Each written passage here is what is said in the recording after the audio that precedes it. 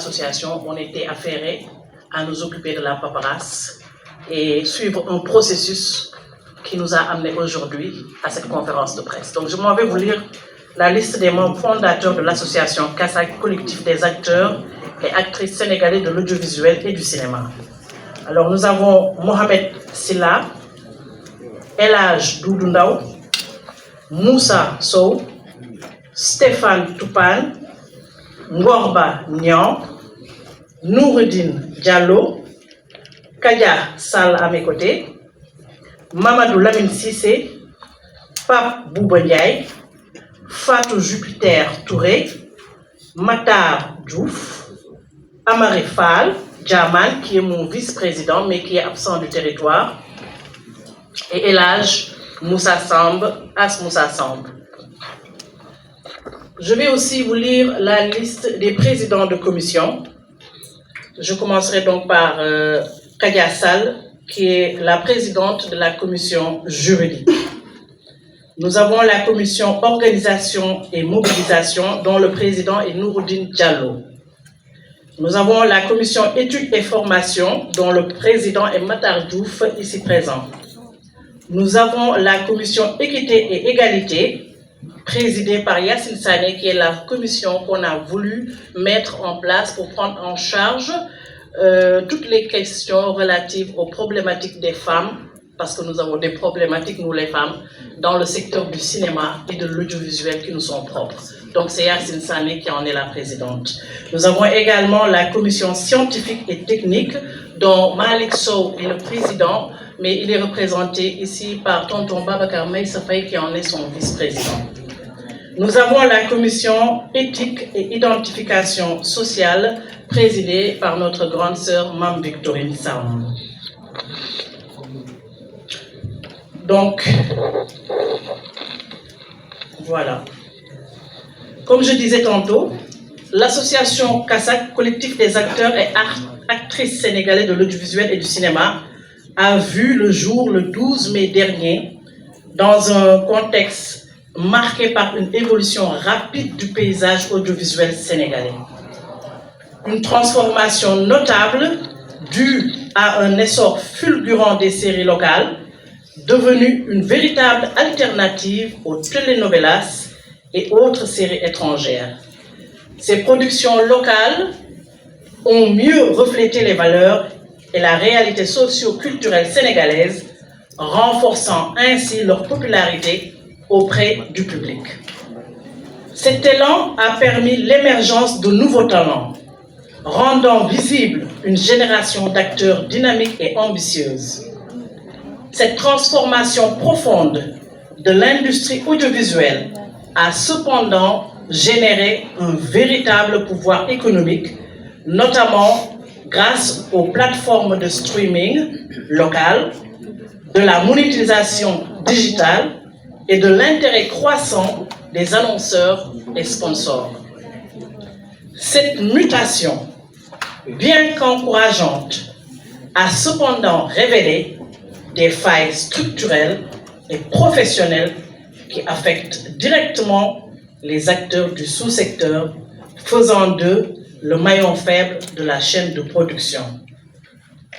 Absence de barème fixe pour la rémunération des acteurs, contrats déséquilibrés qui désavantagent les acteurs et qui les font se sentir lésés, manque de formation continue pour la professionnalisation du métier, absence de couverture sociale et de statut juridique clair, faible encadrement des droits voisins et de la propriété intellectuelle. Donc face à ces défis, les acteurs et actrices ont jugé nécessaire de se regrouper sous une même entité afin de structurer la profession, de contribuer activement à son développement et de revendiquer des droits fondamentaux face aux nouveaux défis des industries culturelles et créatives. Considéré comme l'un des plus anciens et des plus influents d'Afrique, le cinéma sénégalais a marqué le continent dans les années 1960 grâce à des figures emblématiques comme Sembène Ousmane, considéré comme le père du cinéma africain. Depuis ses débuts, l'évolution de l'acteur sénégalais a suivi plusieurs phases, allant du théâtre populaire aux grandes productions cinématographiques et aux séries télévisées modernes. Dans les années 60-70, les acteurs sénégalais se font connaître principalement grâce à un cinéma engagé avec des réalisateurs comme Sembène Ousmane, Djibril Diop Mambéty, Momar Thiam, Safi Faye, pour ne citer que cela. Ces cinéastes privilégiaient des acteurs non professionnels, souvent issus du théâtre de la rue, pour incarner des personnages réalistes et porteurs de messages forts. Le premier d'entre eux, Abdoulaye Ly, est paru dans Borom Saret, premier film de Sembène Ousmane. Donc on peut considérer que Abdoulaye Ly, qui était le Borom Saret dans Borom Saret de Sembène Ousmane, est l'ancêtre des acteurs sénégalais puisqu'il a été le premier acteur principal. Voilà. Ces acteurs jouaient souvent dans un registre très naturel, proche du théâtre populaire et du conte oral, et leur jeu était apprécié pour sa spontanéité et son authenticité. Dans les années 80-90, le cinéma sénégalais gagne en diversité, notamment avec l'arrivée de nouveaux acteurs tels que Thierno Ndiaye, Omar Seck, Awa Sen Sarr, référence incontournable du cinéma sénégalais, Rokhaya Niang, une des figures marquantes de ces 20 dernières années. Cette période marque une grande ouverture internationale avec des films primés dans les festivals internationaux. Dans les années 2000-2010, avec la montée de la télévision et l'essor des séries locales, une nouvelle génération d'acteurs émerge, diversifiant les styles et rendant le métier d'acteur plus accessible.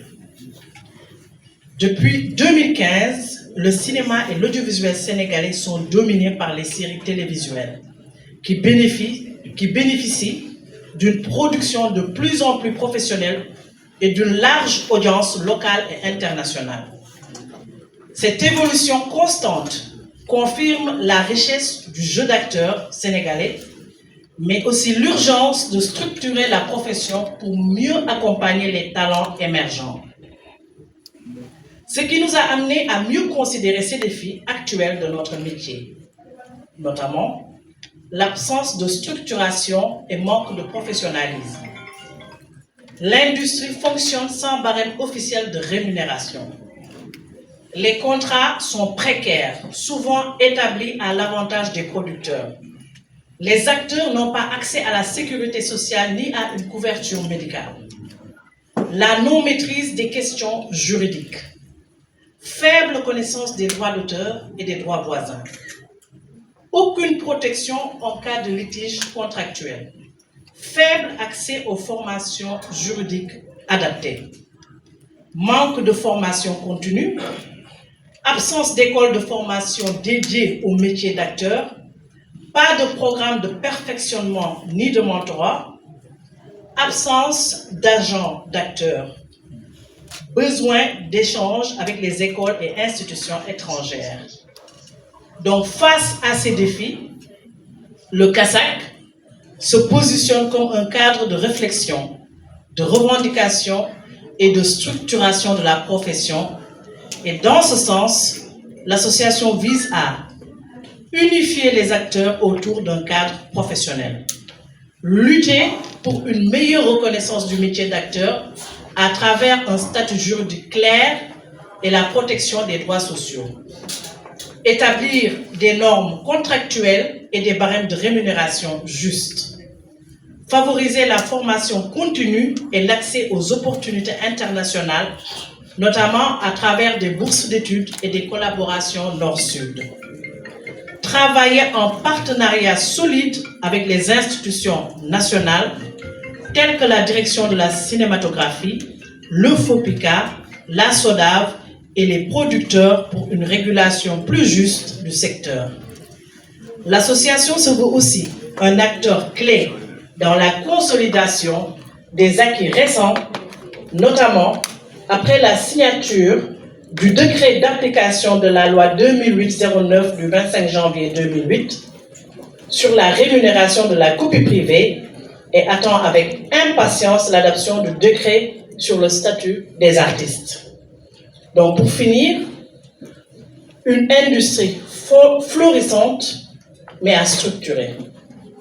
L'industrie des séries télévisées sénégalaises est une machine économique puissante qui attire les investisseurs, les marques et les publics internationaux. Cependant, les acteurs restent les maillons les plus précaires, faute de structuration et de réglementation adaptée. Avec une meilleure organisation des contrats, une grille salariale claire et un accès aux droits voisins, les acteurs pourraient enfin profiter pleinement du boom économique de l'audiovisuel sénégalais. Je vous remercie.